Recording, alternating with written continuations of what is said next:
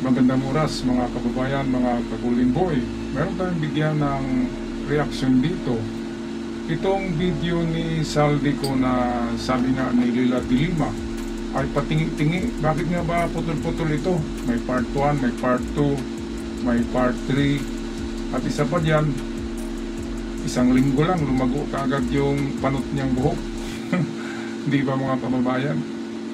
Kaya mamaya meron tayong i-upload na video tungkol dito sa paghihinala na ito'y isang deep fake video. Dahil nga nung unang video ay panot siya at talaga namang panot si si Saldico. At biglang bumata biglang nagkakilay, biglang kumapal yung buhok. Ano yan? Anong masabi nyo dyan? So mamaya bigyan natin yan ng reaksyon din, yung paglago ng kanyang buhok at pagkapal ng kanyang kilay at pagpayat niya at pagmukhang bata, di ba? At ngayon naman ang ating topic mga ka-golden boy, mga ka-art lover, ay tungkol dito sa similarity ng script ni Emil Migdad ni Amy Marcos at ni Saldico. Kasi unang binanatan ni Amy ay si PBBM, di ba? And then yung asawa ni PBBM. Panghuli ay binanatan din ni Amy si Sandro Marcos. Ngayon dito kay Saldico, ganun din ang nangyari.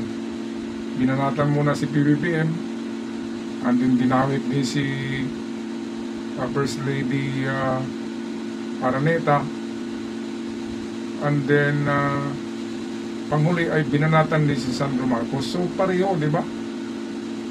Kaya ito ang video atin muna panoorin bago magbigay tayo na daragdagang reaksyon dito. Ilan po ang may insertion sa budget? Pati po si Congressman Sandro Marcos, meron din po pinapasok ng taon. Noong 2023, may 9.636 billion pesos. Noong 2024, 20.174 billion pesos. At nitong 2025, 21.127 billion pesos. Okay, so nakakasawa na itong pinagsasabi ni Saldico. Bilyon-bilyon palagi. Pero yung kanyang air asset ay nasa 7 billion Yung air asset niya ngayon ay naka-freeze na. Saka yung iba niyang mga bank accounts. Ang dami palang bank accounts ito, 300 bank accounts. Bakit meron kang 300 bank accounts kung hindi ka sindikato, di ba? Mga kababayan, bakit ka magkaroon ng 300 accounts? Ang dami-dami naman yan. Merong ulat si PBBM tungkol sa pag-freeze ng asset ni Saldico at ganun din yung kanyang mga accounts na nasa 300 plus accounts. Sobrang dami-dami.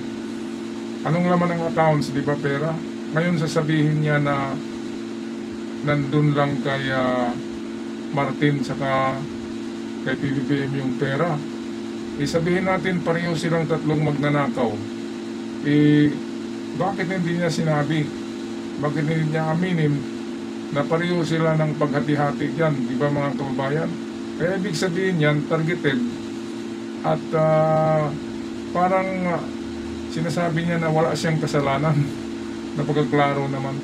Bakit ka makabili ng mga jet plane? Ang dami-dami, 4 yata, 3 helicopters, at mayroon pang mga condominiums, di ba? At mga mansyon. Kaya napaka-imposible na walang ninakaw si Saldico. Tapos pinagtuturo niya ay si Martin saka si PBBM. Sila lang dalawa ni Martin yan Tapos tinuturo nila si PBBM dahil utos ng scriptwriter. Dahil kung mapatalsik si PBBM ay uupo yung presidente na magpawalang sala dito kay Saldico at kay Martin Romualdez. Pustahan tayo mga ka-golden boy, mga ka-art lover. Paglabas ni Martin Romualdez ay yung kanyang testimonya ay si PBBM naman ang ituro para kapag matanggal si PBBM, mapatalsik, ay quits na itong dalawa na to, si Saldico at sa si Romualdez. Di ba ano sa palagay niyo mga kababayan, mga ka-art lover? Di ba? Wala pa akong hinula dito sa channel na The Golden Boy, wala akong hinula na hindi nagkatotoo eh. Yung mga guest ko ay nagkatotoo talaga eh. Kasi atin yan na pinag-isipan bago natin sasabihin. Itong si Romualdez tahimik lang ngayon pero makulong to eh. Kaya ang gagawin ni Romualdez ay ituro na naman niya si PBBM para kapag mapatalsik na nga ay wala nang kaso tong dalawa. Kasi ang upo na presidente ay pabor sa kanila. Diba? At yung script, isa lang ang gumawa eh. Kaya ito sa bandang uli ay atin na panuorin din ang script ni Amy Marcos. Diba? Pareho ang script nila eh. Ituro muna si PBBM, pagkatapos isama ang asawa, and then panghuling ay ituturo naman idadawit si Sandro Marcos. Bakit nga ba idadawit nila si Sandro Marcos? Yan ang tanong natin. Bakit nga ba idadawit mga kababayan si Sandro Marcos? Dahil si Sandro Marcos ay aspiring na president yan. Susunod yan sa yapak ni PBBM. Kaya ngayon pa lamang dapat siraan na nila para bababa yung popularity rating ni Sandro. At pagtakbo niyan sa 2028, kung tatakbo man yan si Sandro, ay wala na, sira na. Kaya ngayon pa lamang may issue na kaagad na drogista daw si Sandro. Ang layo-layo, diba? Drogista ba yan? Ang ng itsura niyan, ang dinis. Tapos kung ano-anong issue, di ba? Mga anak daw ni PBBM, mga drug addict, sabi ni Amy Marcos. Kaya talagang sinisiraan nila to the bones eh. To the bones. Sinisiraan nila hanggang sa apo siguro ni PBBM kung meron, para wala nang makatakbo pa, para sulong-sulo nila ang pwesto sa gobyerno sa 2028. Yan yung hula ko dyan mga kababayan. Okay, so panuorin nga natin itong nakakadiri na diskurso ni Amy Marcos noon sa ICC. Itong pagsabi niya na pareho pala silang mga drug addict. Ito, pakinggan natin ha. Congressman Sandro Marcos addresses drug use accusations from his own aunt, Senator Amy Marcos. Pagkalulong sa droga.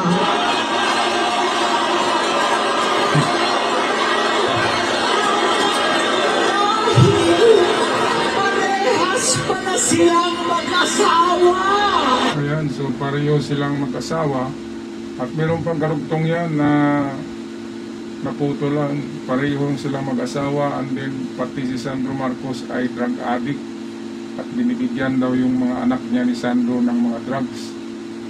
Talagang sobrang paninira mga kababayan. Pareho ang script eh. Kaya ang titulo ng ating video ngayon ay script ni Saldico ay isa lang ang gumagawa,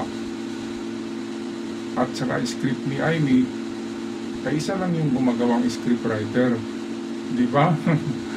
Kuwang-kuha ni mga kababayan. Kasi ayan di ba, PBBM muna tirahin, and then isunod yung asawa, pagkatapos Sandro Marcos ang panguli. Pareho ang pareho ang demolition job nila.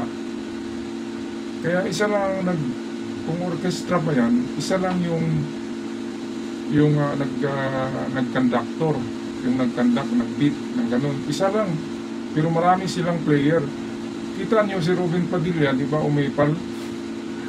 Nag-record ng boses daw ni yan. Adali lang naman gumawa niyan sa AI. Boses ni Claire Castro eh.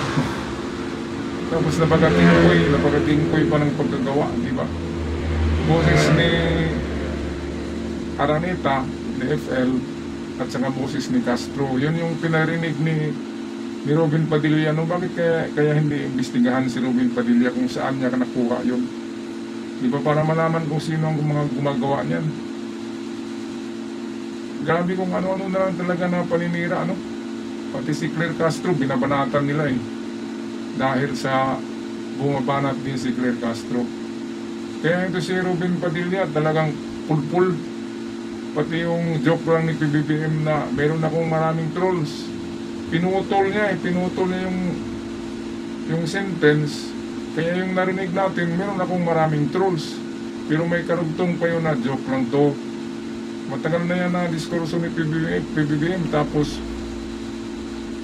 talagang nirecord ni Ruben Padilla at pinarinig. Kaya sinupalpal siya ni Tito Sen na alam ni Tito Sen yan na diskurso, na joke lamang yan. Kaya wag gawan ng ano, kung ano-ano na lamang para masira si PBBM.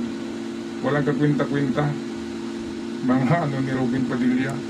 Mantagin nyo naman, nirecord yung ano gumawa sila ng kaboses ni Claire Castro, ang layo-layo. Kaboses nga pero yung tono ay hindi eh.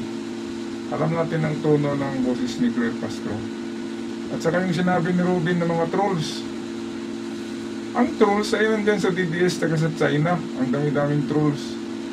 Kay PBBM, halimbawa ako, bakit ako magiging trolls? Nagsusulo nga lang tayo eh. Dati naman tayong DDS. Kaya lang sa ginawa ni Digong Natukhang doon nagbago ang ating posisyon, di ba? Kasi sobrang ano eh, karmal-dumal. At hindi lang yan, meron siyang pinasara na ano, na itong Kapa Ministry dahil sa utos ni Kibuloy. Yung Kapa Ministry, sa hindi nakakaalam, napakalaking tulong niyan sa Mindanao. Marami ang nakapagtapos sa pag-aaral ng mga anak dahil diyan sa Kapa Ministry. Marami ang nakatayo ng bahay, marami ang nakabili ng sasakyan. Membro nga ako ng Kapa Ministry na yun eh. Pinasara ni Digong dahil utos ni Kibuloy. Dahil ayaw ni Kibuloy na masapawan yung kanyang grupo eh. Sobrang sikat na kasi yung Kapa Ministry. Nakarating na nga ng Maynila, buong Pilipinas na. Pinasara ka agad ni Digong. So kayong taga-Kapa dyan, alam niyo ang kwento dyan ha. Okay, so tapusin na natin ang video nito.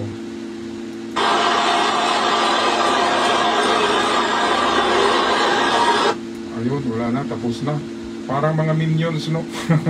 Parang mga minions sa impyerno yung mga nag-applause kay Amy Marcos. Pakinggan natin muli nga para makuha niyo talaga. Yung parang sa impyerno ba na sumisigaw, ito pakinggan nyo mga card lover, mga kababayan.